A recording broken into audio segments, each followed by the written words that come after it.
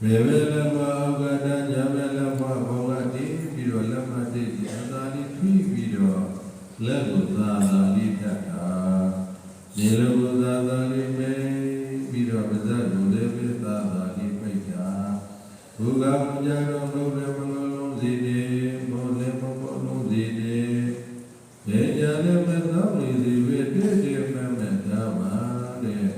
ဒါရတရားဓမ္မေရိယာဘုအမှုရာလို့ခေါ်တယ်ပြီးမှစိတ်ကိုကြတော့ပရိမုခသတိဥပဒာမေတောသတိတတိကိုဝါသိကိုဝါစိတ်ကိုပရိမုခကမတအာယုကိုရှိကျ၍ဥပဒါမေတောပိုင်းပိုင်းပိုင်းကြပ်ပြီးတော့ဒါစိတ်ကိုကြတော့နာတိဝါနာတိပြမှာကြပ်ပြီးတော့ဒါအဲ့ဒီနာတိဝါနာတိပြမှာပြည့်တဲ့ရှိနေတဲ့ရှုဝင်ရှုထွတ်လေတဲ့နာတိဝါနာတိပြတိတဲ့ပုံမှာအသိတို့ပေါ်တဲ့စိတ်ကိုတတ်တာပြီးမှုပါပဲတရားမလို့ဝိနည်းလေးကိုထိသိတတိပရလေးကိုလည်းထိသိတတိထိသိတတိထိသိတတိထိသိတတိအဲ့တော့ဘာဝိတာမူလိကတာကျိတ်ဖန်ပြားစွာဖြူမှတ်ပွားများအထုဝေးရပါလေတဲ့ဘုဒ္ဓသီတိကတိုင်းနဲ့စိတ်ကစဉ်းစားမယ်တွေးမယ်ကြံစည်မယ်ရောက်တာစိတ်ရဖမ်းလို့မရတော့လည်းဖမ်းလို့မမေ့ဘူးအမြဲတည်းဥပကုတော့စိတ်တည်တယ်သတ္တပါတိရှိတယ်ပြင်ပြင်တင်ကြတော့လေဝဲတယ်ဒီစိတ်ထိန်းတဲ့လို့လုပ်ကြည့်တဲ့အခါကျမှဩစိတ်ကဖမ်းလို့လည်းမရပါလားအမြဲတည်းပြည့်နေပါလားအမြဲတမ်းစဉ်းစားနေမယ်တွေးနေမယ်သူ့ရဲ့လုပ်တယ်အဲ့တော့ပြန်ဆွဲတာဒီတော့ပြန်တော့ဒါဒီသတိပြန်ပြီးတော့ကြတာအာကတိုင်းနဲ့ပြန်လွှင့်သွားပြန်ပြီအခြားရောက်တဲ့ရမြင်တာကြတာနန္ဒသာတိတွေဒါဒီအာယုလည်းပြန်ရအောင်ရသွားတယ်။အဲရောက်တဲ့ရလို့ပြောတာကိုရောက်မှုတဲ့နေရာမရဘူးဒီနေရာစိတ်ကကျန်စီနေတာပြင်းတဲ့သူကအဲ့တော့ပြန်တော့နာသီဝပြန်ပြီးတော့ဆွဲပြန်ဆွဲနေတာကဝိရိယပေါ့လေတဲ့။သာသွားလိုက်ပြန်ဆွဲလိုက်သာသွားလိုက်ပြန်ပြတာဝိရိယလို့ခေါ်တယ်။သတိဆိုတာစိတ်ကိုဆွဲရတဲ့ကျိုးနဲ့တူတယ်။ဝိရိယကစိတ်လောကပြန်ဆွဲတာ။အဲ့ဒါသတိကစိတ်ကိုချီနှောင်ထားတာ။ဘယ်တော့မှထားလေလို့နာသီဝနာသီပြာဒီလိုချီတိုင်းပေါ့။အဲ့ဒါစိတ်ကလေးရညသောများဥမာပြရတာတော့အများကြီးပဲပေါ့။ဒီမှာတော့မှဖြစ်နေတဲ့တော်ရဲ့ကိစ္စနေတဲ့ဥမာပြရတယ်စိတ်ကလေးကို။ဘဝရိုင်းကိုကြွယ်ရိုင်းကိုကြွယ်လည်းမရဘူး။ရောက်တော့နေတဲ့စောနေတာလေ။အဲ့ဒါလေးနဲ့ဥမာလေးပြတာဒီစိတ်ကလေးကအဲ့လိုရိုက်တိုင်းနဲ့တော့လည်းတူလေးရိုက်တိုင်းနဲ့စိတ်နဲ့ပြင်းပြတူလေးဘာပြီးကြကြတော့ဘာကြကြနေတာတူလေးချီတိုင်းတော့ကြကြနေတာစိုက်တာလို့ပြောကျုံးတဲ့ဒီတတိပေါ့တတိတော်တတိနဲ့တတိဒီတော့ကျူဝိရိယဒီတော့ချိန်တော့ပြပြပြန်ဆွဲအာနာတိဝပြန်ပြီးတော့ဒါအဲ့လိုကြိမ်ပန်များဆိုတာရမြတ်စွာဘုရားရဲ့တော်တော်မြတ်ရာဘာဝိတာဝုလိကတာကြိမ်ပန်များဆိုတာပြုမှတ်ပွားများတို့ပြီးဆိုတာကြိမ်ပန်များဆိုတာတို့စိတ်ကကြိမ်ပြီးတော့လာတာပဲပေါ့ဒီလိုပဲအားထုတ်ရတယ်ပဲလေစိတ်ကထိလို့မရဘူးလားသဝတိဝကြည့်လို့စိတ်အားကြီးတွေ့တယ်ထိုင်လို့မရဘူးလေထိမှတ်များလာရင်ဒီလိုပဲသူတို့ကြီးတွေဒီလည်းပဲတော့ဒီလိုပဲစိတ်ကိုထိပြီးတော့တဖြည်းဖြည်းရေပါအောင်လုပ်တော့နောက်ဆုံးကြတော့ရေပါတော့အဲ့ဒါစင်ရကြီးရေပါတော့ခိုင်းပြီးလို့ခိုင်းလို့ရသလိုဒီစိတ်လေးကငြိမ်ကကြတော့ဒီဘောမှာဒီရဲ့ငြိမ်သွားတော့တမာရီကိုပြောလိုက်တာအဲ့တော့ငြိမ်သွားတဲ့အခါမှာဒီခန္ဓာမှာရှိတာဉာဏ်လေးလိုက်ပြီးဒီသာယုတ်တရားသိတာနဲ့တရားရုပ်နဲ့နာမည်ကြီးတယ်ဒါပညာပဲရောက်လာတမာရီနဲ့ပညာပဲကူလာထိတာကယုတ်သိတာနဲ့ရုပ်နဲ့နာမည်ရှိတယ်30နာရီတော့ရုပ်ပြရေလုံးပြေးတော့မြင်ရတာမှန်သမျှတွေကအလိုပညာတွေပဲမျိုးသားမျိုးသမီးသာသနာ့ရာဇာမိမဘုဒ္ဓတဝါဒါရီအလိုပညာတွေဗျာအရေးကြောင့်ဘုရားလူကြီးမိတို့ဒါပညာတွေရတော့ဗျာဟောတာရတယ်အဲ့ဒီပညာဆိုတဲ့သဘောဖယ်လိုက်ပြီးတော့ပါရမတ်ကိုရှုရတာပါရမတ်ကပါလို့တော့ခန္ဓာ၅ပါးရုပ်နဲ့နာမဒီရုပ်နဲ့နာမပါရမတ်လို့ဒါကြလိုက်ရင်ခန္ဓာ၅ပါးဒါကြလိုက်ရဏသတ္တမသစ္စာသတိပါပိကသုကိုပြည့်သွားတာပေါ့ ပြန်ဖြုံးလိုက်တဲ့အခါကျတော့ယုတ်ဉာဏ်နှစ်ပါးအဲ့ဒီယုတ်တရားနဲ့တရားရဲ့သဘာဝကိုကြည့်တာယုတ်ရဲ့သဘောသဘာဝနာရဲ့သဘောသဘာဝအဲ့ဒီသဘောသဘာဝဒီသဘာဝတရားကိုကြည့်ဘာနဲ့ကြည့်လဲဆိုတော့ဉာဏ်လေးနဲ့ဒိဋ္ဌာဒုက္ခနဲ့ပဒနာဉာဏ်နဲ့ကြည့်ယုတ်ရဲ့သဘာဝနာရဲ့သဘာဝယုတ်ရဲ့သဘာဝဘယ်လိုဖြစ်နေတာလဲဆိုတော့ရုပ်တိတုမှာမြင်တဲ့ဖောက်ပြန်နေတဲ့သဘောသဘာဝသဘောလို့သဘာဝဖောက်ပြန်တဲ့သဘောပဲရှိတယ်အဲ့ဒီယုတ်နဲ့30နေရာလုံးမှာခုနကြည့်လိုက်ရင်လည်းယုတ်နဲ့ပဲရှိတယ်အဲ့ဒီယုတ်နဲ့ပုဗ္ဗန်နိမိတ်တွေထဲပြီးတော့ဒါကမျိုးသားဒါကမျိုးသမီးဒါကစေတကမြင်းဆိုပြီးတော့ပြင်းပြနေတဲ့အဲ့မှာသုံးဆွဲတော့ပြောဆိုနေကြတာတဲ့အဲ့ဒီပုဗ္ဗန်နိမိတ်တွေဖယ်လိုက်တော့ခုနယုတ်နဲ့ပဲကြည့်ယုတ်နဲ့ကြတော့မမြင်ရတော့ဘူးလေဘုရားရှင်တို့မြင်လို့ပြောလို့တော့မြင်ရတာကြီးမြင်ရတာလည်းပြညာကြီးကအဲ့ဒါအပြည့်ရဖယ်လိုက်ရင်တဲမှာကြည့်နေတယ်ရုပ်နဲ့ပဲရှိတယ်လုံးတဲ့နေရာလုံးကအဲ့ဒီရုပ်နဲ့ပဲအဲ့ဒီရုပ်နဲ့ကြတော့ဘယ်လိုလုပ်သိဘယ်လိုမှတင်းကြနေတော့ဘယ်လိုသိပြောလဲဘယ်လိုသိမလဲလူတော်ကလူတိုင်းကသိမှမသိနိုင်ဘူးအခြေခံရှိလာမှနားရုံကလာမှဟောရုပ်တရားနဲ့တရားသာဝတ္တဘာသာပဲပြောတယ်လို့ကျန်တဲ့ဘာသာမှာဒီစကားလုံးတွေမပြောဘူးလေသူသိလည်းမသိဘူးလေဒါကြောင့်ပညာဘာသာနဲ့ပြုစပ်သိတဲ့သူမှမြင်ရတယ်အဲ့ဒီဘာသာမဲ့ရဲ့သဘောတွေရုပ်ရဲ့သဘောနဲ့သဘောရုပ်သဘောဆိုတာဘုရားရုပ်ပတိတိရူပမြေနာဖောက်ပြန်တဲ့သဘောပဲရှိတယ်တဲ့အဲရုပ်သဘောကဘယ်သူခန္ဓာမှာရရတော့ဒုက္ခန္ဓာနခန္ဓာဓမ္မခန္ဓာအာတရိသတိယခန္ဓာရေသောခန္ဓာပိဋကရဲ့ခန္ဓာဘုရားတော်ဖြစ်ဖြစ်ရုပ်ရဲ့သဘောကရုပ်ပတိတိရူပဖြောက်ဖောက်ပြန်နေတဲ့သဘောပဲရှိတယ်ဒီသဘောကိုကြည့်တာသဘာဝတရားကြောင့်ပြောတာဖောက်ပြန်ဘယ်လိုဖောက်ပြန်နေလဲမြေသဘောရေသဘောမြေသဘောဒီသဘောမြေသဘောကြောင့်ဉာဏ်နဲ့တော့တဲ့နေတဲ့ကိုက်တဲ့ကိလေသာတွေတဲ့ဒီတွေသာခါသားတယ်လေအဲ့ဒါမြေရဲ့သဘောယူစည်းတယ်ဖွဲ့စည်းတယ်ရေရဲ့သဘောကဘုရားဤတော်မြေရဲ့သဘောရေနေရတဲ့လုံးတွေကြားတဲ့လုံးတွေထားတဲ့သူတွေကြိုက်တယ်ဒီသဘောတွေကကြတော့အဲ့ဒါကဝါယောရဲ့သဘောတဲ့ဒါမြေကြီးမိလိလို့ပြောရတယ်မြေမိလိပြာကြီးလေးပါဒါတွေကအမှုကြောင့်နာဝရရှိနေတယ်ကျိုးလည်းသိနေကြတယ်နော်အဲ့ဒါမြေမိလိပြာကြီးလေးပါလက်ရှိခန္ဓာမှာလည်းအကုန်ဖြစ်နေတယ်ဘုရားနဲ့ရုပ်ပြမှာရောတိရစ္ဆာန်တွေမှာရောမရေသာရဲ့ခန္ဓာမှာရောပိဋကရဲ့ခန္ဓာမှာရောဘလို့ရှိနေတယ်အဲ့ဒါမြေမိလိပြာကြီးလေးပါသမ္မေမှာလည်းအကုန်ရှိနေတယ်အဲ့သမ္မေမှာဒီပိတော်တော်ယဉ်ကျေးဖို့သမ္မေတွေကအဲ့ဒီမှာလည်းအဲ့ဒီမြေမိလိပြာကြီးလေးပါရှိနေတာပဲတဲ့အဲ့ဒီမြေမိလိပြာကြီးလေးပါဒါအခြေခံတော့သိပ္ပံဆရာကြီးတွေထွင်တာလေဒီအခြေခံတရားကိုကြည့်ပြီးတော့ပြင်သွားတာပဲတဲ့အကုန်လုံးကအခြေခံကအဲ့ဒါမြေမိလိပြာကြီးလေးပါအဲ့ဒီပြာကြီးလေးပါရဲ့သဘာဝကိုကြည့်တာသဘာဝကိုကြည့်တာကဥပဒနာဉာဏ်ကသဘာဝကြည့်တယ်အိစ္ဆာလောကနဲ့လားသူတို့တွေကတော့ဒီသဘာဝအခြေခံပြီးတော့ပြီးထွင်သွားကြတာအသိပ္ပံဆရာကြီးကြတာဒီတော့မြေသဘောရေသဘောမြေသဘောလေသဘောအဲ့ဒီသဘောကရုပ်သဘောရုပ်တရားတွေတဲ့မြတ်စွာဘုရားအဲ့ဒီရုပ်တရားတွေကဟောက်ပြန်တာပဲသူ့လောကသူ့ရဲ့သဘာဝကဟောက်ပြန်တယ်လို့စိတ်ရဲ့သဘာဝစိတ်ရဲ့သဘာဝစိတ်နဲ့အာရမဏဝိသနာနာလည်းစိတ်ရဲ့သဘာဝသိတဲ့သဘာဝပဲသိတဲ့သဘောလေးသိတယ်တော့တစ်မျိုးပဲရှိတယ်သိတာပဲရှိတယ်သူကဘူရာသိတယ်အေးရာသိတယ်ညောင်းရာသိတယ်ကျင်ရာသိတယ်မြင်ရာသိတယ်ကြားရာသိတယ်ဉာဏ်သိရုံပဲသူကအဲ့ဒီသဘာဝဘယ်လိုရတော့စိတ်ရဲ့သဘာဝအဲ့ဒါစိတ်ရဲ့သဘာဝကြတော့ခံစားရမှန်းသားရပြုပြင်ကြရလာအောင်စိတ်တွေကအဲ့ဒါဒီပြန်ပါလိုက်တော့ရောင်းရဲ့စိတ်ရဲ့စိတ်တွေသုံးခုပေါင်းလိုက်တဲ့အခါကျမှဒီကြလို့ပြောတယ်နာရာယုတ်ပိဋကနာစိတ်ခံစားရတာစိတ်တွေယုတ်စိတ်ကပါရမတ်လို့ခေါ်တယ်။ညာသဘောတွေသဘောပါရမတ်အဲ့ဒီသဘောပါရမတ်တွေရဲ့ ဖြစ်ပြီးတော့ပြည့်နေတဲ့သဘောစည်းတဲ့သဘောအဆုံးပြတဲ့ဒါကို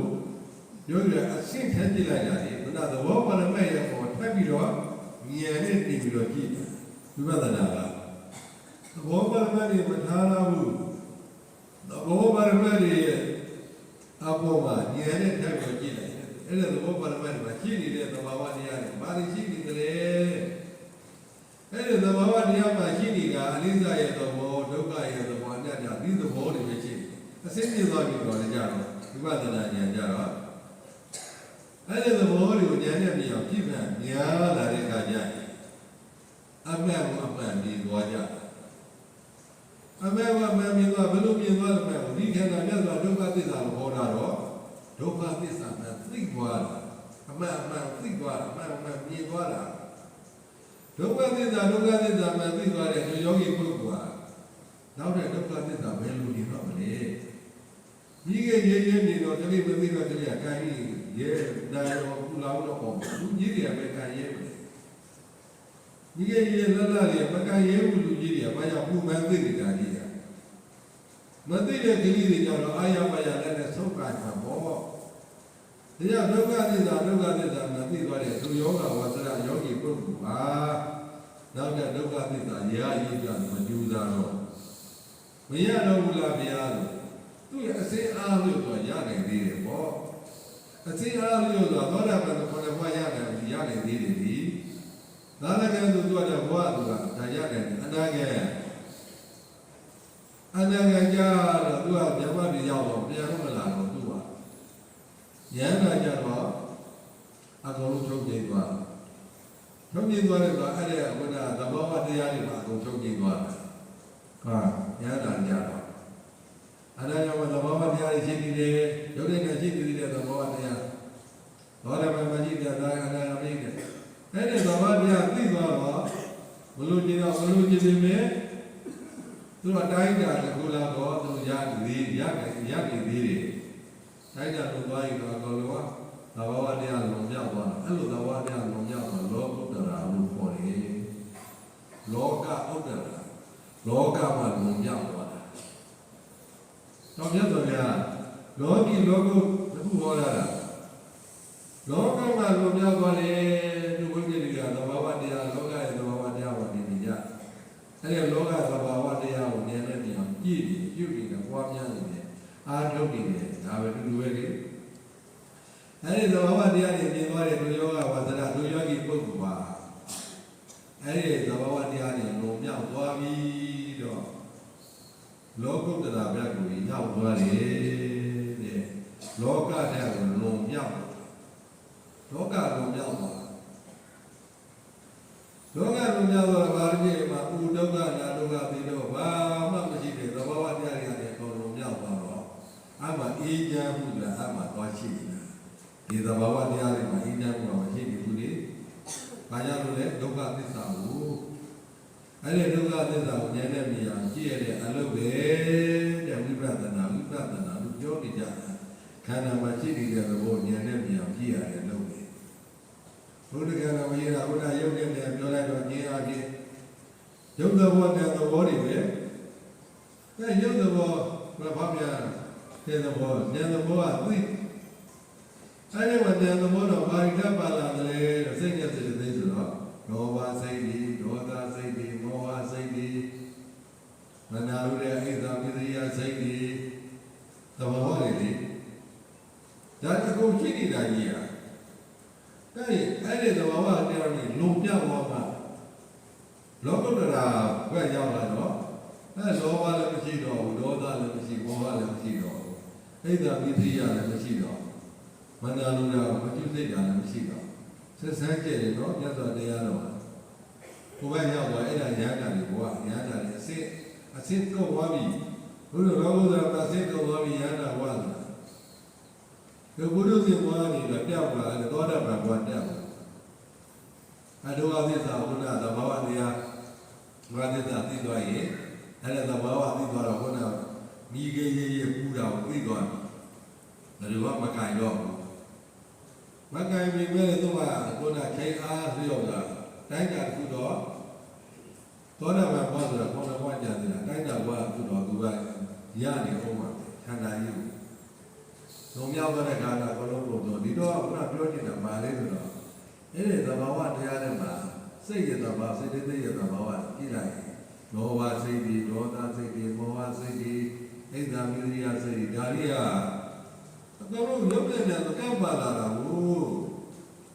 အဲ့ဒီသဘာဝအိစိတ်တွေလာပြီးတော့လိုက်ကျူးပြီးနေတော့တာကြီး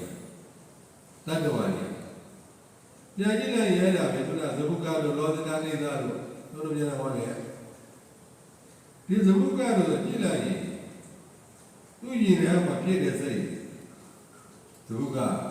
တို့ကြောင့်ဒါလည်းအကြောင်းဒီမှာပါဘုန်းတော်ကြောင့်ပြန်ပြနေဟောနေတော့သဘုကရဲ့ဘဝပြန်ကြည့်လိုက်ရင်တသဝမြတ်စွာဘုရားလက်ထက်တော်မှာဆိုရင်ကျောင်းတဲ့ဘုန်းကြီးကရခဲ့တယ်ဟဲဘဝရခဲ့တယ်တိပ္ပသက်သာအဲ့မှာနေပြီးတော့သူ့ရဲ့ရွာကိုဘုရားတော့ဆောက်ပြီးတယ်မတင်မြတ်ကြီးတွေမှာရွာတဲ့ဝင်ဆုံးဖြတ်ကြွလာ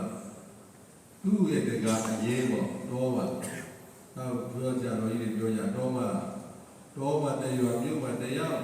တော့မှတရွာလုံးမှာကြည့်တဲ့တတိမိုင်းမှာတင်မြတ်ကြီးကိုဝယ်တဲ့ရွာလုံးမှာကိုဝယ်တော့ဘုရားလည်းမတင်မြတ်တော့ရွာတဲ့ဆုံးဖြတ်ကြွကြီးဝယ်ကြည့်တော့တရားကြီးအိမ်ကိုပြေးနောက်နေကြနာရိပ်တင်ညာလည်းဟောင်းလာနေတော့အတိတ်ကြာပြီးတော့လူဆုံးနေကြနာကပ်ပြီးတော့ကြောင်းညနေကြာတော့သူကိုယ်ဝဲတဲ့ကြောင်းဖီးသွားမယ်အငယ်ပြုခေါ်တော့အငယ်တို့ဖီးသွားဖို့ရှိစေကြီးမသွားခြင်းလို့မကြောင်းပါခဏတော့ဘောဘုရားအနာယူနိုင်တော့ဗောတဲဖို့နိုင်တယ်သူကြောင်းပြင့်သွားတာအဲ့လိုပြင့်သွားတဲ့ချိန်သူကကြည်ညိုတာကိုဘုရားကြီးကကြည်ညိုတော့လမ်းလေးကြီးကအမလမ်းလေးပြရတော့တော့လမ်းလေးကြီးနောက်ဒီလမ်းလေးကလည်းလမ်းလေးကြီးတော့လမ်းလေးပြုတ်ပြီးပြီးသွားတာပေါ့အဲ့ဒါကျောင်းသားမရပြီသူကျောင်းတဲ့ဘုန်းကြီးကငါလေးဆွေးကြည့်လိုက်ကြည့်ရတာတော့ဘာနာလာသူ့အလုံးကသူ့ကျောင်းကအလုံးမအားကိုးရတဲ့ကျောင်းတွေကကြီးကလာအောင်ပြပြတယ်စဉ်းစားကြည့်တယ်မှာအဲ့မှာသူညီထဲမှာလာသွားတာလေသူရဲ့ဒကာကြီးကကိုတော်ကြီးတွေမှာတကယ်လေးလေးစားစားရိုးသေးသေးလောက်ရီတပြပြတယ်ကျောင်းကိုပြင်လာတဲ့ပုံစံနဲ့ဂရိမလေးဖွင့်တော့မြင်လိုက်ရတဲ့အချိန်ဒီယုတ်တရားနဲ့တရားတွေပြောနေတာအားလားအဲ့ဒီဒုက္ခလောင်းရဲ့ရင်ထဲမှာအိဒါမနာလိုတဲ့မရှိစိတ်တဲ့အိဒါမိသရိယစိတ်ကဲအိဒါများရဲ့မနာလိုတဲ့စိတ်ပဲလူရင်းရတော့ဒါတွေနဲ့လူတိုင်းတတ်တော့လည်းမရှိနေကြတယ်လေလူချင်းမှုလောဘဘုံဒီမှုဒေါသမနာလိုမှုအိဒါနဲ့ဒီစိတ်တွေရှိနေကြတယ်အဲ့ဒီစိတ်တွေကြည့်တော့စိတ်နဲ့ချစ်ချင်းအဲ့ဒါဒေါသအပြင်ပြောင်းသွားတော့တာဘောအဲ့ဒါမသိရသူကလောဘနဲ့ဒေါသနဲ့ရှိနေစိတ်ကြောင်းတော့ကြောင်းရောက်တဲ့အခါကျတော့ဒီလာကြီးအကြောင်းဖြစ်ဗျာအာယတုသံဃာတော်ပါဗျာတဲ့ဒီရတာနဲ့မှာတနေ့သုံးဖို့ပေါ့ဒီလိုတရားလေးတော့ပြင်လိုက်ပါဒီလာကြီးကတဘာကြောင့်ရှိမှာဘောကြောင်းလေးဆိုတာတော့တဘာကြောင့်ဟောပြီးလည်းပဲခုနကလေးကြောင့်တော့ပြင်ပေးမှာပေါ့အဲလိုကြောင့်ဒီကဒေါသတွေဖြစ်အခက်အခဲတွေဖြစ်သွားတယ်မနာဘူးတဲ့အခက်အခဲဖြစ်သွားအဲ့ဒီကိုတော့ဒီရဲ့မတင်မြတ်ယူကြည့်တော့သူတကမတင်မြတ်ရဲ့ပေါ်ပါမနာဘူးတဲ့စိတ်ဖြစ်တော့အဲ့ဒီချိန်ထဲမှာလောက်တာဘောကလည်းခါလည်းဒီကြောင့်သားလေးဖြင်းပြီးတော့ပြန်လာသူကြောင့်ပြန်လာမတင်မြတ်တော့မှ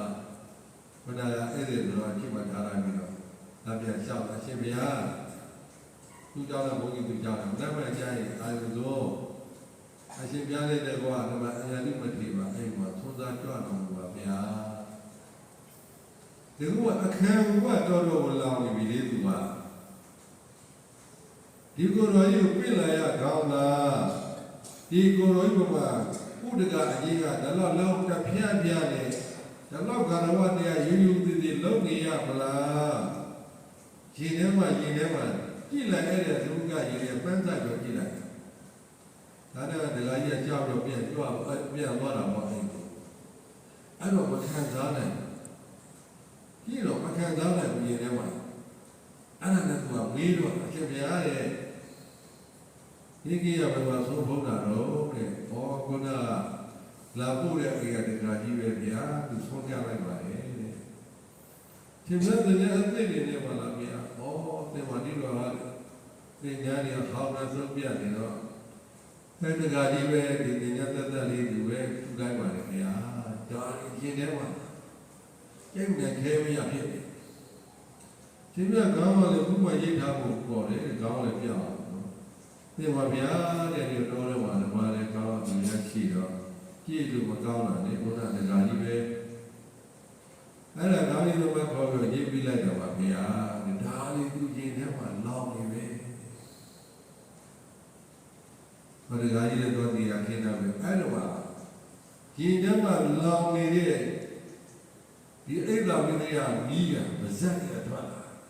အရှင်ဘုရားတဲ့တကားရလူမဲ့တင်ညာဘုမဲ့စားတဲ့ကိုလုံးကြီးဒီနာမှာကောင်းပါသေးတယ်လုပ်တဲ့ပြည်သူတကားရလူမဲ့သုံးဆောင်မဲ့စားတဲ့သူများဆုံးနေတဲ့ပြည်ပြီးတော့သုံးဆောင်တော့မှကောင်းတယ်ကိုကြောင့်လာတဲ့အင်္ဂါတို့ကိုပြောတဲ့တာနော်သူများကောင်းပြည့်မဲ့စားတဲ့ပြည်ဆွေးထုတ်တာမှကောင်းပါလေတဲ့ခုတကားပြည်သားမဲ့ကလေးညာတော့မှကျင်းများအဲ့တဲ့စားဒီပြည်မှာအဲ့ရတာမှကောင်းပါလေအဲ့ဒီစိတ်ကဘယ်ကဒီစကလုံးကဘယ်ကထွက်လာလဲဆိုတော့သူခံစားနေရတဲ့ခံစားရတဲ့ဝေဒနာလို့ခေါ်တာပေါ့ဝေဒနာစေတသိက်ပေါ့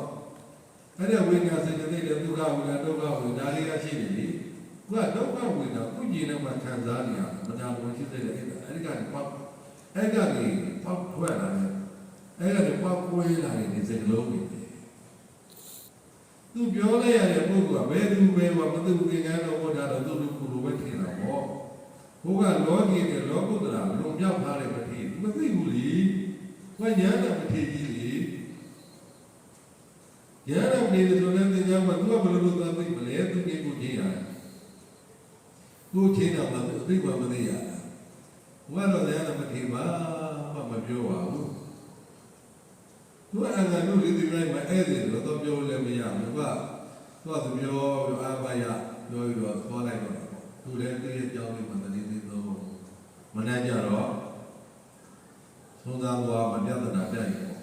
သူခေါ်ခြင်းဘူးလေဘောလို့လည်းမရဘူးတော့အဲ့ဒါသူ့ဘာလို့ဘာလဲပြောတော့လိုက်တာဓမ္မရဲ့ပြောတော့အရာကိုဒီကားကြီးကဖြစ်ပြမလေးကပြောလာတဲ့အင်္ဂါတို့ဒီကားကြီးပြင်လာတဲ့အင်္ဂါတို့အဲ့ဒါပိုးနေရောကျောင်းတော်မလဲသောကိုစီလိုတော့မှခါလာတဲ့မမိုးတဲ့မေသောတော့ဒေသနာဘော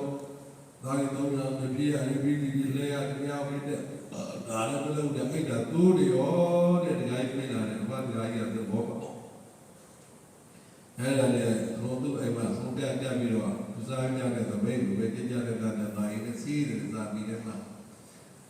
သေပြီးတော့အဲ့ဒါမှာသုံးရဆုံးရည်ဘုမေတိသာကျတော့အပြင်ပြပဲမနေ့ကပြောလာတဲ့အလူတွေ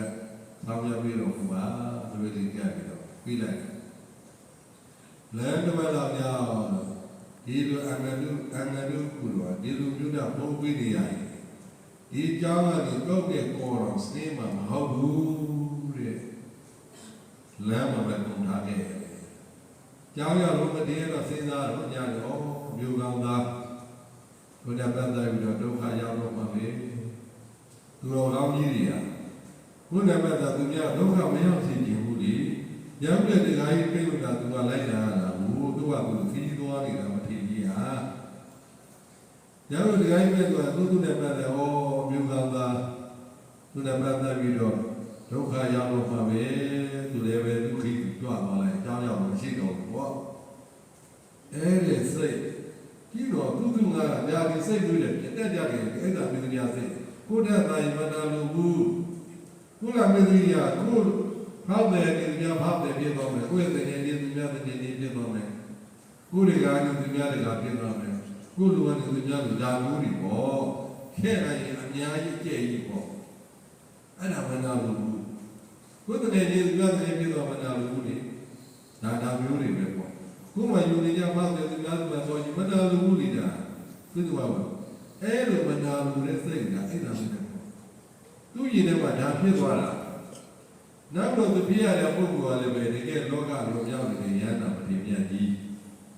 ဒုက္ခမြတ်အဲ့ဒီဘောကနေသေးတော့ငရေကိုရောက်တော့ရောက်ရှာတာဘုရားနဲ့သူနဲ့တဆူရမှာငရေမှာသွားကြည့်နေတာ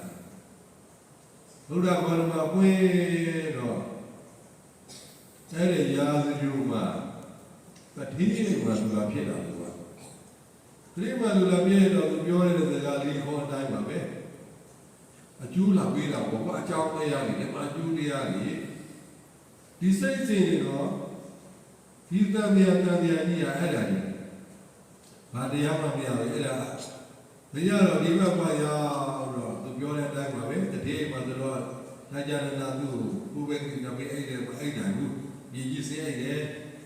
ဘောကောင်သားလိုက်ကြာကြာနဲ့တော့ဘုဘယ်ပြည်လည်းတော့ဘောအကုန်လုံးထုတ်ပြီးတော့ဒီလေနောက်ဆုံးမိသားစုတွေကြောင့်လည်းပြည်နေပြည်ဆွဲတော့ပြီးတော့သူပြောရတဲ့အတိုင်းပဲသူများကျွေးတယ်သူများပြုတယ်ဆိုတော့သုံးဆောင်ပဲစားသူများတွေစုံရတဲ့ရှင်ကြီးကိုသုံးတာမှမရပါသေးတယ်လို့ပြောတာဘဝတာလည်းကြာလို့နှစ်ပေါင်း50အဲ့ဒီကစားနေရတယ်အဲ့ဒါဘာလို့ဘုကျွေးလို့ပြောလိုက်တာဘယ်တော့ပြောပြကောင်းလဲကြောက်ဘူးလုံးတဲ့လေဆိုတော့အဲ့ဒီသကုကကိုယ်တိုင်လုံးလာလေအဲ့ဒီစိတ်စင်မျိုးဟာသူကမှအာလူရှိတတ်ကြတာပဲဒါကိုရှောင်ရှားမြတ်စွာဘုရားဟောတယ်မလားဒါလေးရှောင်ရှားရဖို့အဲ့ဒါမျိုးရရေသားပြည့်ပြည့်ကမှဆိုရင်သောတာပတိမယဘုရားကြောင့်ဒီဘုရားသဘာဝတရားတွေသဘာဝတရားတွေကိုဉာဏ်နဲ့သဘာဝအဖြစ်မြင်ရဟောတဲ့ဒုက္ခလူရင်းရတော့ပါဠိလိုပြောဒုက္ခသစ္စာမှသိရအထုံးရင်တော့အဲ့ဒီအိဒါမသိရတဲ့ခါလေးပြတ်သွားပါတယ်အဲ့ဒါမျိုးပြတ်တော့လည်းမပြည့်သွားရင်ဒါလည်းမရှိတော့ဘူးလေ那罗马的、罗大的、摩瓦的，西地的，你这个不讲的，不讲的，多一大米西的哈的，你当当归也干嘛来干？不这样，那里多弄几的多呗，然后那个都看贵的，哎呀，哎，咱们这家谁的？罗马没去到，没去到，我那马到一个我拿的来说了，我那在我那个是啥？把我拿的不地大，玩大的不都在我那，我老不了我去过。ဘုရုသေသမကုရတမနာလူဆိုရဲ့အကုသိုလ်စိတ်ဖြစ်တယ်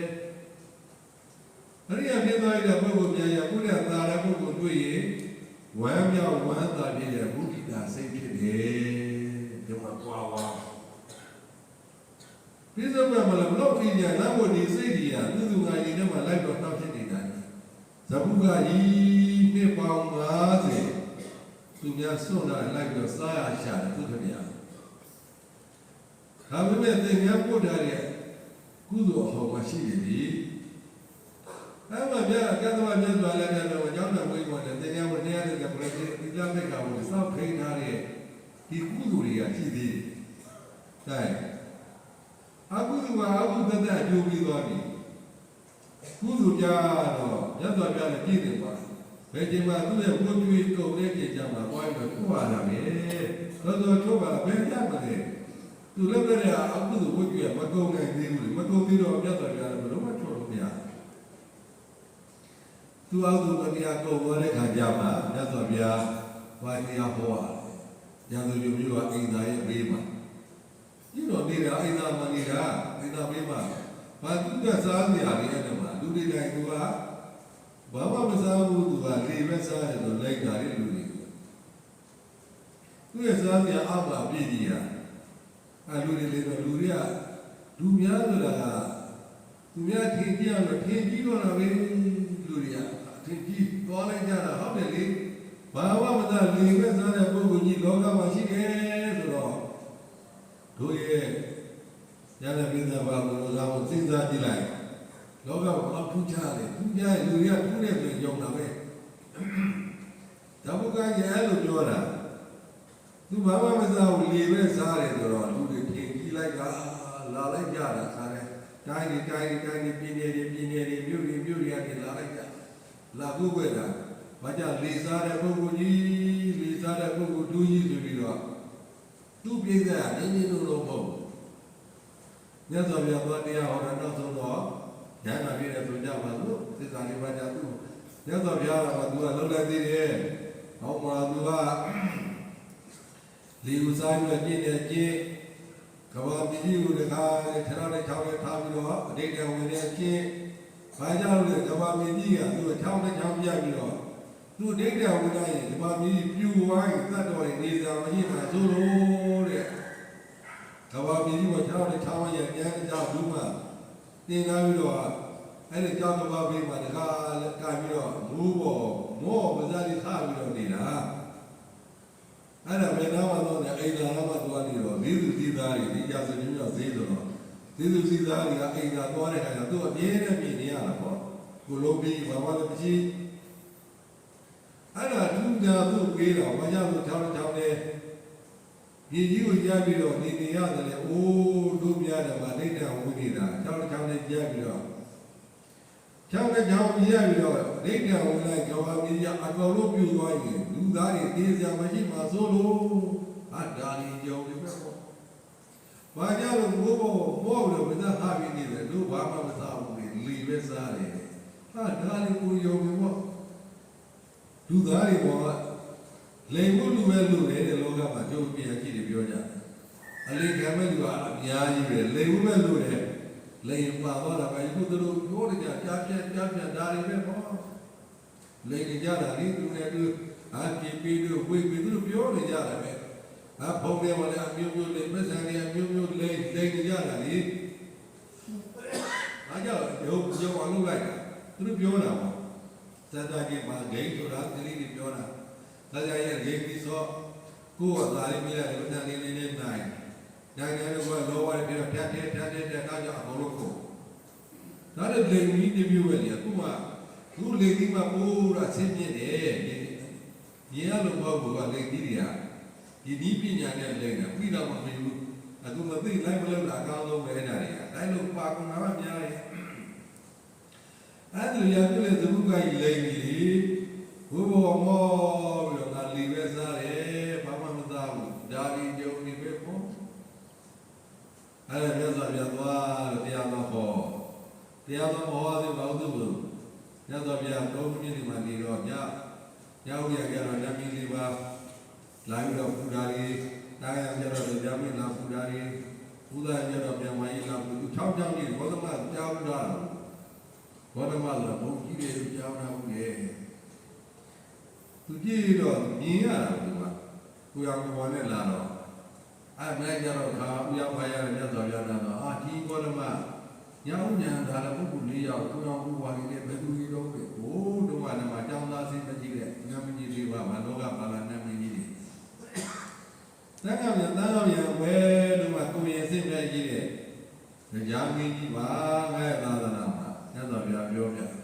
ဘုဒ္ဓရတော့ဉာဏ်သိမဲ့ကြီးတဲ့ကြတဲ့ဗျမမင်းကြီးတွေတဲ့လာကြောကြတာတဲ့ဒီလိုဘုရားတဲ့လူစားတဲ့အကျင့်ဒါတော့တဲ့ကြောင့်လည်းကဘာမီးပြန်ပြီးတော့ကျင့်တဲ့အကျင့်ဒီအကျင့်တွေကျင့်နေတာမှပဲနဲ့ပဲပြန်အောင်မလာဘူးသူကကြည့်မြတ်စွာဘုရားကိုသွားပြောတာဟဲ့လူကားတဲ့မြတ်စွာဘုရားမင်းလူသားတွေလိမ်တယ်လို့ငါပြန်လိမ်ဖို့စဉ်းစားသလားအမှလက်ဖြတ်သွားတယ်တခုကထုတ်နေတဲ့ပြီးလက်ပြီးလေဟာပြီးလို့တော့ပြရတယ်လူကမြတ်စွာဘုရားသူအပိစက်ကပုံရှင်းပြလိုက်တာဟိုကသဘာမြတ်စွာဘုရားလက်နဲ့ကနေစရင်သူ့ရဲ့ဘဝတိုင်းကိုရှင်းပြလိုက်တော့အဲ့တော့မှဥခါတဲ့ကြည့်ပြတာကြီးကနေကြအဲ့တော့မှလောက်ကြည့်ရှိတော့ဒီတော့မြတ်စွာဘုရားတရားဟောတော့မှဉာဏ်သာဖြစ်တယ်အပုဂ္ဂိုလ်ကြီးကဉာဏ်သာမြင်တော့တော်တော်ဘုရားလာပြင်းနေဆိုတော့သူကဓမ္မရီရခါလာလိုက်ကြတာမြို့ပြည်တဲ့မြို့ရွာတွေခါတဲ့ကသူ့ရဲ့ဓမ္မရီရကြည့်တော့ဘုရားဘောမှာလည်းရောက်သူ့ဆရာလည်းခါတဲ့လို့ပေါ့တော့သူ့ဆရာလည်းသင်္ကန်းဝင်နေပြီဤဝိခေါ်တာလို့မြတ်စွာဘုရားဒုဆရာပဲဆရာလားဘောရမပဲဆရာလားတန်မြတ်ဖြစ်ကြပုဂ္ဂိုလ်ဆွဲဆိုတာကိုပြောတာဒုဆရာတော့လာတယ်ဒုဆရာပဲပြရမယ်လို့ပြောရတယ်ပဲပြောပြဆိုပြန်မယ်ဟဲ့သူကမင်းဓမ္မရီရရှင်ထဲမှာ တန်တရားတွေဖြစ်နေကြပြီအဲ့ဒီတန်တရားမင်းကိုယ်တိုင်ခင်းဘာသာလာပညာရဟန္တာရိုးရိုးကိုသိဘူးသာလိုက်ပညာရဟန္တာဖြစ်တာဗျာဘဝဟောမြတ်စွာဘုရားရှင်တော်မြတ်ဗျာရဲ့အမိန့်ကိုစောင့်ပြီးကြောင်းပါဗျာအဲ့တော့ကြာမြတ်စွာဘုရားရဲ့ခြေမှုနဖူးနဲ့တိုက်ပြီးတော့ဥချတာအာရဘယဥချအကျဉ်းပေါ့အရှင်ဘုရားဆေးရာဒီတော့တပည့်ပါဗျာလို့ကျေးဇူးတရားတော်မှာအောက်ကြောင်းပြောပြီးတော့ခမ်းမိတပြားတော့ဇံပင်နဲ့တက်ပြလိုက်တာပြီးတော့ပြန်စင်းလာတယ်မြတ်စွာဘုရားရဲ့ခြေမှုနဖူးနဲ့တိုက်ခြေကိုအာရဘယခြေကိုတော့ဘုရားရှင်ဘုရားဆရာကြီးတော့တပည့်ပါဗျာပြောတော့နောက်တဲ့ခန္ဓာပြားတော့ခုနှစ်ကြိမ်လောက်လုံးကြရအဲ့တော့မသူတွေကလည်းဟောဒုစရာဗမာရဲ့ဆရာဆိုပါလားဒုစရာတော်မှာတော့ဘုံကြည့်နေသေးတယ်ဆိုရင်အဲ့ဘုရားကတက်ပြလိုက်ပြီဇံပင်ကြီးနဲ့လူသားတွေပို့ထင်ကြီးသွားတော့ဒုစရာတော်မှာတော့ဘုံကြည့်နေသေးတယ်တကူကြည့်နေသေးတယ်ဆိုရင်ဒုစရာရဲ့ဆရာဘူးတော့တကူကြည့်မှာပေါ့အထင်ကြီးတဲ့စိတ်တွေမြတ်စွာဘုရားနဲ့ရောက်လာအဲ့တော့မြတ်စွာဘုရားကလှည့်လို့ဥချကြတယ်သောကဒီသဘုကဝဥချကြမှာပေါ့ဒီမစင်စားနေတဲ့ပုဂ္ဂိုလ်ကြီးကိုပဲယခုမှဘုရားကိုယ်တော်မြတ်ဥချမြတ်စွာဘုရားတရားဟောရတယ်ဒုက္ခသစ္စာသုတရားသစ္စာနိရောဓသစ္စာမဂ္ဂသစ္စာလူရဲ့ဒုက္ခသစ္စာခန္ဓာ၅ပါးဒုက္ခသစ္စာအမှန်စရတာကြီးအဲ့ဒီမှာသိတဲ့ဒုက္ခသစ္စာဘယ်ကရတယ်ကိုယ်ရဲ့လူကြီးနဲ့သမုဒယသစ္စာကြောင့်ရထားခဲ့တယ်လူဝလူတန်သာပြပါသစ္စာသုတောင်းတဲ့အတွက်ကြောင့်အဲ့ဒီသမုဒယသစ္စာရလာတဲ့ခန္ဓာ၅ပါးဒုက္ခသစ္စာရဲ့အပေါ်မှာသဘာဝတရားတွေယုတ်သဘာဝနဲ့သဘာဝတရားတွေအနိစ္စဒုက္ခအနတ္တဥပဒနာဉာဏ်လို့ခေါ်တဲ့မဂ္ဂသစ္စာနဲ့များရှုမှတ်ပွားများအားထုတ်ကြမယ်ဆိုရင်ဒီရောဓသစ္စာကိုမြင့်မှောက်ပြီးရလိမ့်မယ်သစ္စာလေးပါအဲ့လိုမြတ်စွာဘုရားတရားဟောအဲ့ဒီမှာထူတော်တာပဲထူတာကလေးဖြစ်ကြတာအများကြီးပဲတဲ့ဒါမြတ်စွာဘုရားရှင်လက်ထက်တော်သာတော်ကတကယ်အဖြစ်အပြည့်အထုပ္ပတိလို့ခေါ်မှာပေါ့အဲ့ဒီမှာဇာဝပါကြီးရမယ်သဘုကရဲ့ပဏ္ဏမဘိုင်ဘောသတ္တမမြတ်စွာဘုရားလက်ထက်တော်ကညာကြတော်ဘာရဲ့ပေါ်မှာအိတ်သာဝိသရိယစိတ်နဲ့အာရပါရပြောမိခဲ့တဲ့အတွက်ရမယ်ကိုရောက်မှကြားတယ်ငေးရလို့လာပြန်တော့လေသူပြောတဲ့အတိုင်းပဲသူများကျင်ညူနှစ်ပေါင်း90လောက်စားနေရတယ်တော့ကြောက်ကြကောင်းတယ်ဒီလိုကသိစားဒီဘုရားဒီမှာတရားနှစ်ပေါင်း100မြတ်စွာဘုရားပွင့်လာတယ်ဘုရားကမြတ်စွာနှစ်ပေါင်း100လောက်ပွင့်ခဲ့တာအကြိုက်နေရ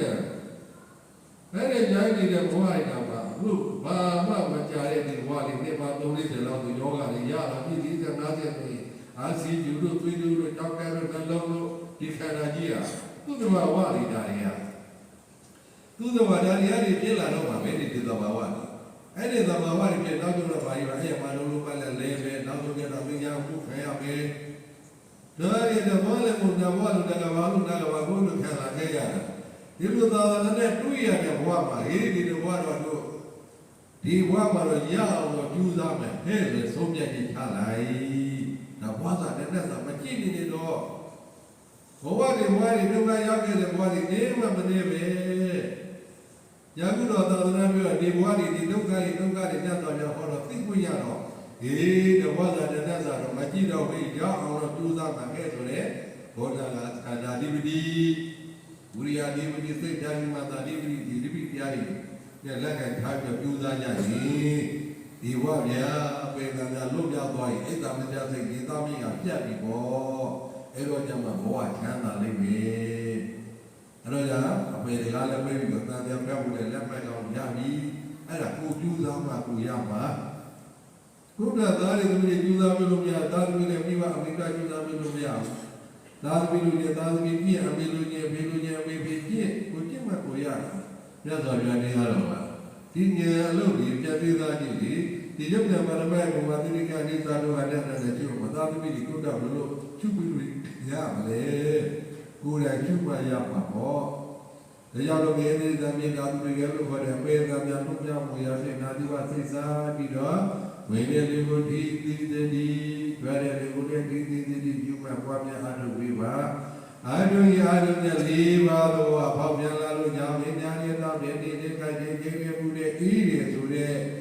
စည်းရတဲ့ဒုက္ခဝိညာပါရမတ်မြတ်ပေါ်လာရင်အဲ့ဒီဒုက္ခဝိညာပါရမတ်ရဲ့မှာတတိကံပြီးတော့အနေစာဒုက္ခအနတ္တအနေစာဒုက္ခအနတ္တ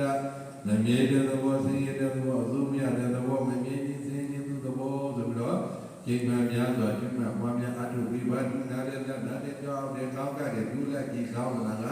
ဒါပြည့်ညတ်ကိုခေါ်တယ်တဲ့အဲ့ဒီပြည့်ညတ်တဲ့သဘောတွေအလုံးပဲပြီးတော့ဒီကြောင်းကိုပေါ်လွင်သောဒုက္ခဝိညာပါရမတ်ရဲ့ဘဝတတိကပြီးတော့အနေစာဒုက္ခအနတ္တအနေစာဒုက္ခအနတ္တမမြဲခြင်းစေသူသဘောဆိုပြီးတော့သတ္တဗုဒ္ဓရိယဘုဒ္ဓတိကိုသမာဓိကိုပညာဘုလို့ခေါ်တဲ့ဘုံ၅ပါးလက်ကပြီးတော့၅မိနစ်လောက်ဘာဝိနာဘုဒ္ဓိကတာကျိန်မှန်များစွာကျူမှတ်ပွားများအားထုတ်ပြီးပါ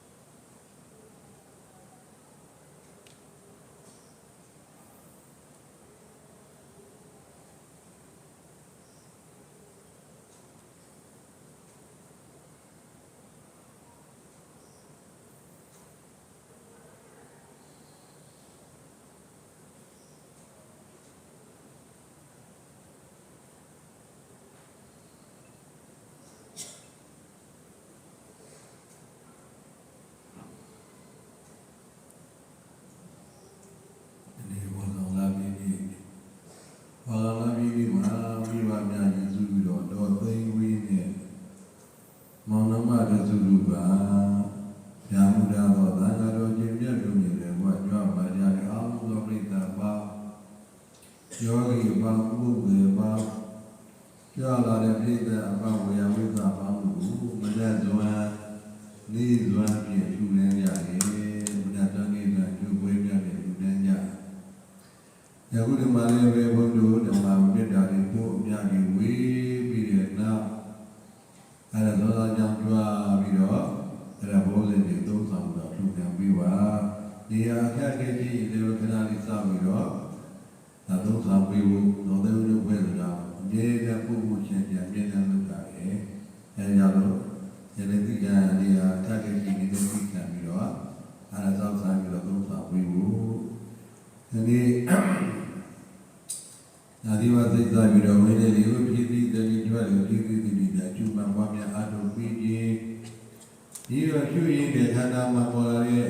ဒုက္ခဝိနာပရမယေဝတ္တိကံပြီးတော့အိသဒုက္ခတတ္တလို့ဘုဒ္ဓဥပဒနာဉာဏ်နဲ့ကျူမှပွားများအားထုတ်ပြီးခြင်းပြီးတော့ယင်မှာပေါ်လာတဲ့လူကျင်မှုလောဘမောဟမိဒေါသမနာလိုအိသမိတ္တယဒီစိတ်စီတွေကိုလည်းပဲတတိလေးကြပြီးတော့အိသဒုက္ခတတ္တနဲ့ကျူမှပွားများအားထုတ်ပြီးခြင်းဖြင့်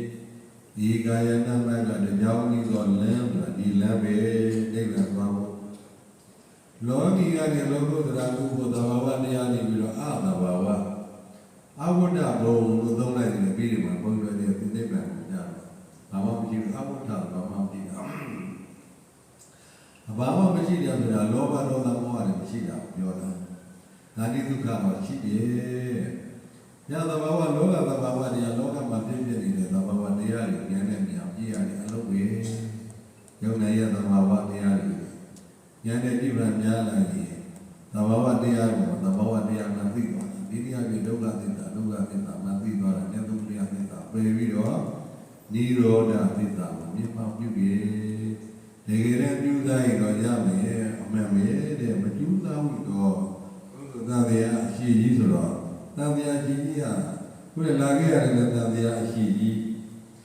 ပြီးတော့ဘုလိုကြီးရဲ့သံဃာပြောဝလက်မှတ်တော့မရနိုင်ရင်လည်းပဲတော့ဘယ်တော့မှဒီသံဃာဖတ်တော့ပြန်စဉ်းစားကြည့်ဘာလို့လဲမရှိတော့ဘူးလမ်းပိတ်ပြီးကုမရိယအရိမရိယမြတ်စွာတစုပဲကြတော့တယ်နော်ဒါဒီမရကဘာမှာဒီတစုပဲပြီးသွားရင်တော့လမ်းပိတ်ပြီးလမ်းပြောင်းဘာမှမရှိတော့မရှိဘူးဆိုဘာကြောင့်လို့လဲဆိုတော့မရကဘာပြီးရင်လာမဲ့ကဘာတွေကသုံးမြကဘာတွေတဲ့ဘုရားမဖွင့်တဲ့ကဘာတွေဘယ်ဘုရားမဖွင့်ကဘာနဲ့သိမ့်တိုင်တိုင်စဉ်းစားကြည့်လာတော့ယုတ်ဘယ်ကဘာကပဲဘုရားတွေဘလူပြစ်လာကြမှန်းလို့မသိဘူးဒါတကဘာလည်းမရှိသေးတယ်ဘုရားကဘာနဲ့သိမ့်တိုင်တဲ့ဘုရားမြင်တရားမြင်သားမြင်ပါအလေးအောင်ပြည့်တဲ့အဓိပ္ပာယ်ညာတော်ဘောပဲအဲ့ဒီတော့ရောက်နေတယ်ဆိုရင်ဘဝဒုက္ခနေမှုပြီးပေါ့ညတွေးလိုက်ရင်အလုံးကြောင့်ပြကောင်းတယ်တော့ဒီတိုင်းအမှုမဲ့မဲ့နေရင်တော့သာသာနဲ့ပြောသမီးနဲ့ပြောသမီးပြောခင်မွေးနဲ့ပြောနေကြတာဒီကေဓမ္မတာကလည်းကြည့်လိုက်ရင်သံဃာကြီးတော့ကြောက်ပြကောင်းလာပြီအဲကလုံးမြောက်ဝင်ရတော့ကိုယ်တိုင်ကြိုးစားမှဖြစ်မယ်ဒါကြောင့်လုံးမြောက်တာကြိုးစားကြပါသေနောဘောဂိယမုလိသတ္တနန္တနိဝတ္တနောဧဝံဧဝသယောသူတယမင်္ဂလေသတ္တနလူနဗျမသတ္တဝါနန္ဒမတ္တမြတ်တို့နိဓမ္မသာယဝိမိအပေါင်းတို့ဤနန္ဒီဝတ္တနောသိသရွှေလဝမြတ်မှုကိုပြေတော်သည်တတို့ဝါစီတသောသဗ္ဗမုနိနာကအာဂတိတာသေခာပိစိကာဟုအာဘသောမုနိတွေဥပယပါရမီသုံးလူဆွေဖြစ်ပေသည်သာဂိဝိမိသာခြေတော်ဘောဓမမြတ်စွာဘုရားသည်ဘောရိယမဘောဓိကြောင့်မိမူလေတိတတွေအပရာတိတပလင်ဘောတေမဇေယံတော်ယတမေနမကိုအောင်မြင်တော်မူလေပိသတေသော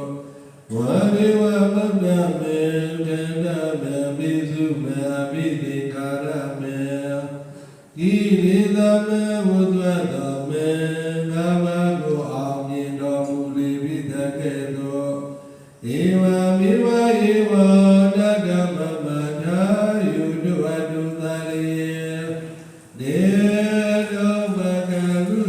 လူမမြတ်ပြကြသုံးလာရမဟိတော်သိဝိနေညီမများ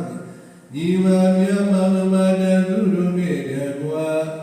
မိမများတွင်မြမနမမေသူရိသင်္ဃအမောင်းလုံးနေတယ်ကွာယောယနာယကုသောပရိဒာပေါင်းတရားလိုအထုတော်မူကြကုန်သောသင်္တိတတိသီလာဥပ္ပသံညကုန်သောအာလုံသာပရိဒာပေါင်းသူတော်ကောင်းလုံးနေတယ်ကွာဝိယဝိသသာယကြကုန်သောပရိဒာအပေါင်းသူတော်ကောင်းတို့သည်ဇေယမိငလေးအောင်ရအောင်ကြောင်းအောင်မြင်တရားတရားအပေါင်းတို့ကိုဝါတော်ကီမာလေအောင်လို့ဘုရားရာမလေအောင်ကြီးစုရဲအောင်မြင်တရားတရားအပေါင်းတို့ကိုဇေယသူဇေယသူအပိကောစီအောင်မြင်တော်မူနိုင်ကြပါစေကုန်သတည်း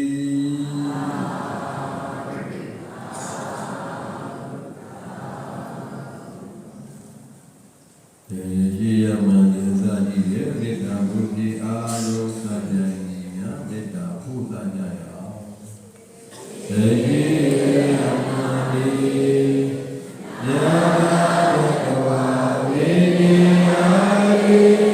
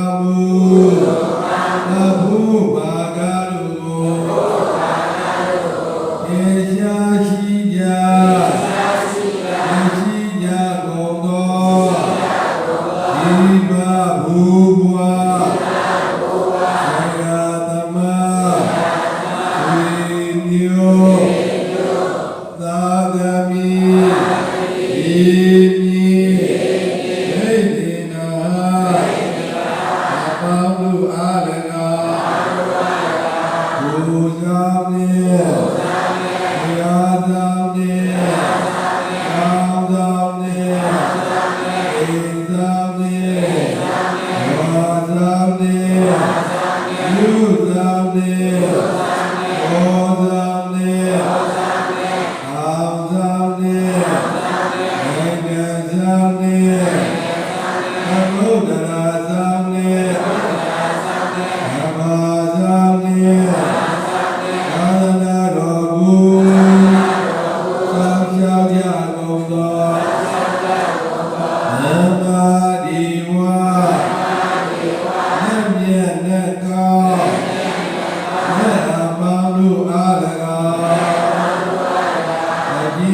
အာတိသုံးတဲ့ဓမ္မနာရေရေညကုန်သောဒုက္ခိတသတ္တဝါဒုက္ခိတသတ္တဝါများစွာတို့သည်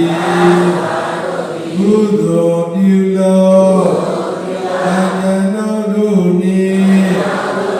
ဤလူညီမြတ်အမြတ်ရ၍ဘုစိတ်နှပြဉာဏ်ပါကြသည်ဉာဏ်ပါကြသည်သိကြပါသည်သောအာ